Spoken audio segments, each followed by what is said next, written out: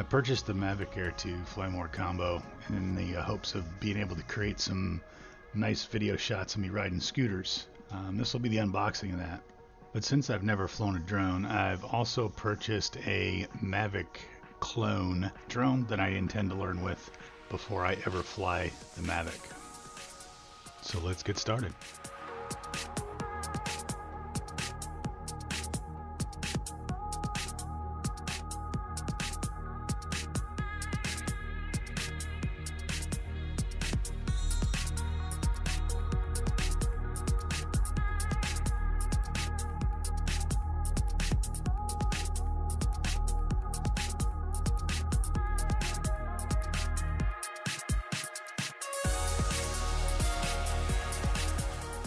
So we've got the 2 extra batteries, the charger, the different cables for your phone, for the remote,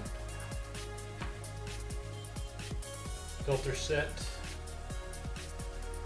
multi-charger, remote, and of course the drone itself, and the propellers. And that's basically it.